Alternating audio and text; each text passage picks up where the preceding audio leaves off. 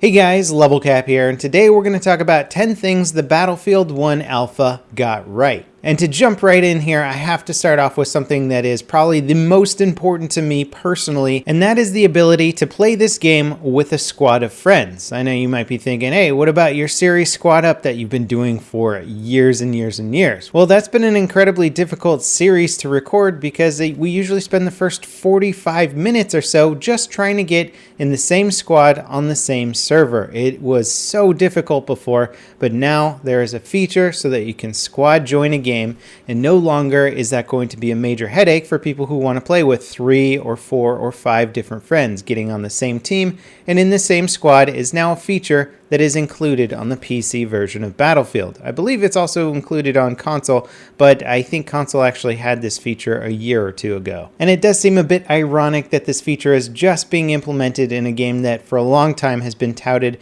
as being one of the best team-oriented shooters out there. But better late than never, and hopefully this feature will also carry over into Battlefield 4 and maybe even Battlefield 3. We'll have to wait and see. The next thing Battlefield 1 got right was the theme shift. I mean, we've been operating on modern military Battlefield games for quite a while. Bad Company 2, Battlefield 3, Battlefield 4, Battlefield Hardline. I mean, I'm kind of played out on modern military gear and weaponry. I mean, I'd still play a modern Battlefield game, but the fact that they've chosen to go back in time as opposed to forward in time, I think is the right choice. It's a beautiful looking game, and the Frostbite engine is just rendering World War I settings gorgeously. Now, arguably, it is a bit more of a World War II style shooter in terms of the actual gameplay and vehicle mechanics and pacing and all that kind of stuff, but still just having an entirely new set of weaponry that I've never seen in a shooter before is really refreshing. Now, the next major thing that Battlefield 1 did right was destruction. People in the Battlefield franchise have been clamoring for more and more destruction. We weren't really fooled by Levolution. It was kind of spectacular looking, but very, very scripted. We want dynamic destruction. We got a taste of it in Bad Company 2 and never saw anything quite on that level again. Battlefield 1 is bringing back that level of destruction and even adding some. Sure, they kind of toned it back in certain areas and made it so that some buildings can't be completely destroyed, but you can still, for the most part, level a city. And in addition to that, you can really do some serious damage to the ground, creating no man's land style landscapes across the battlefield where grassy plains might have been before. It's really incredible and by far the most impressive looking destruction I've seen in a Battlefield game to date. I have no doubt that some of the more urban-oriented maps are going to be equally, if not more impressive than the one we're playing in the alpha. Now, I'd like to start getting into maybe some of the smaller things or the meta things that Battlefield fans will really appreciate. And the first one I want to mention is the fact that the giant airship that comes in, the Behemoth, is not on rails. This is something that could have easily been done by DICE. They could have had it circle around the map and just let people spawn into it and shoot down below, much like the AC-130. In fact, fans probably wouldn't have been that upset, just considering it's been done so much now in Battlefield that we would have expected it, not really been like, all right, well, whatever, DICE is going to put vehicles on rails. But the fact that they said, hey, let's not put the airship on rails, let's give players control of this thing once again, like we had back in Battlefield 1942 with the massive battleships in that game. We're giving the airship player control. It's awesome. It's worked really well in the alpha so far. We haven't had any people like trolling too hard with it. I think most people are pretty interested in flying it over the main objectives and bombing people with the bombs on it. It's worked really well, and it's just nice to know that the airship isn't going to be on this set path no matter what's going on. We'll have to wait and see how the other behemoths are handled. I hope DICE gives as much player control over them as possible. And please, DICE, don't put that train on rails. We want complete freedom there. I want to take that thing off the rails into the jungle, do whatever. The next thing that Battlefield 1 got right, and this is basically a new feature for the Battlefield franchise, is when you spawn in, flying in from the spawn screen onto the battlefield,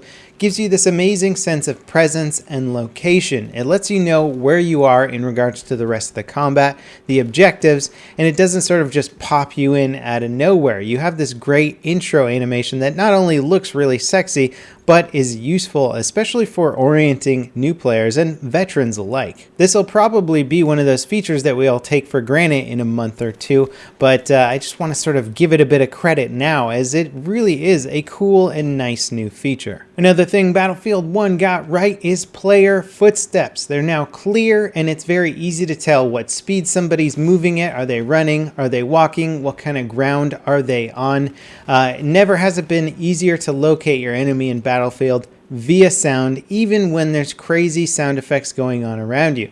This is something that the Battlefield franchise has struggled a bit with in the most recent titles, and I'm glad they've sort of put those footstep sounds in the forefront now. It's something that's been so important to first-person shooters, is being able to locate your enemy via sound, and it gives good first-person shooter players one more tool to gain the advantage on their foes. Now, the next thing Battlefield 1 did right is they reallocated the killing point distribution. Now, before in Battlefield games, if you got a kill, you would get 100 points. Even if another player did 99 points of damage to an enemy and you managed to finish him off with 1 extra point of damage, you would still get 100 points for that kill.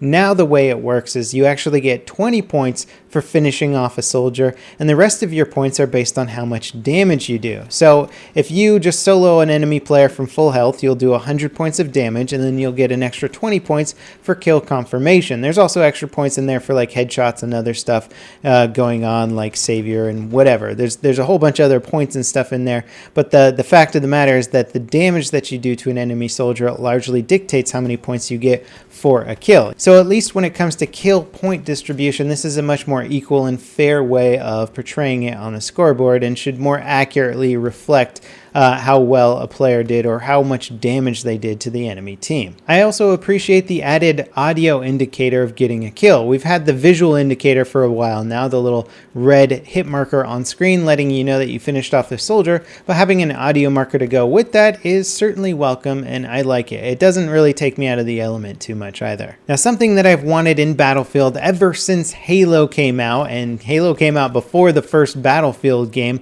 was vehicle enter and exit animation. They always looked really cool in Halo. They sort of added that strategic element of, do I get into the vehicle? It's going to take me about a second to get in. Should I do that, or will the enemy kill me? You now have those enter animations in Battlefield, and they're cool. They really add to the gameplay, and they make players think twice about getting out of a vehicle or getting into a vehicle before dealing with infantry threats that are close by. There are no exit animations as of yet. I don't know if they'll be adding those or if DICE just wants to kind of go with enter animations for the time being, but it is a nice addition to the game. Also, switching seat position in aircraft now has an animation, and it looks so flippin' cool. I think everybody who's tried it out so far has agreed that it is just a nice addition to the game. Even though it's more of an aesthetic addition, it's certainly welcome. Now, speaking of airplane combat, another thing Battlefield 1 has gotten right is making aircraft combat fun. There's definitely some debate as to the balance of airplanes versus ground. I think they're a bit underpowered when it comes to dealing damage to ground targets, but regardless of that, it's actually really fun to fly them. So fun that even though you know you're not that effective against ground targets, you want to do it anyway, because fighting other aircraft is more fun than it's been in any Battlefield game. And I think a lot of that has to do with the teamwork element now associated with aircraft. When you pick your aircraft, you don't just have to pick whatever is available. You can either pick a bomber, a fighter, or an attack plane. And depending on who's in your squad or who you're playing with, you might pick something that can suit 3 seats or 2 seats, or you might just go solo in a fighter. And it always gives you the aircraft that is most suitable for your situation or what you are actually in the mood for. Some of the most fun I've had playing the Alpha so far has been flying the attack plane around with Matimio as my tail gunner and just ganging up on other aircraft. It's been unbelievably fun, really, really engaging. A little bit of balance against ground targets would be nice, but at the moment it's still so much fun to fly them, and I never thought aerial combat would be this much fun and this engaging in a Battlefield game. Now, the 10th thing I want to talk about here that Battlefield 1 did right is modular vehicle destruction. And even though we're only seeing it in sort of a limited phase here in the closed alpha, I think we'll probably, or hopefully we'll see more of it in the beta when that comes out, is being able to destroy parts of vehicles, aircraft especially. This prevents the long turning dogfights that occur in the air in like Battlefield 4 and Battlefield 3, where you're just circling around endlessly.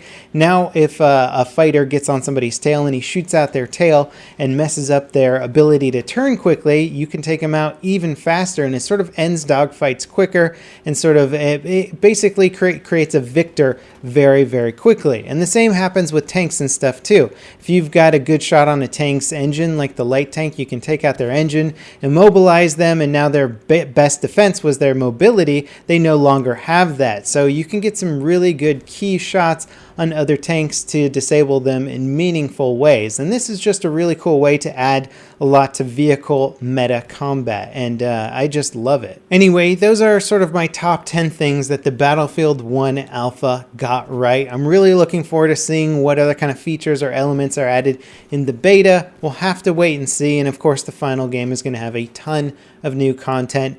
As always, guys, thanks for watching. Let me know which of these points you think are the coolest, or what other things you might want to see in Battlefield 1. As always, I'll see you next time. This is Level Cap signing off.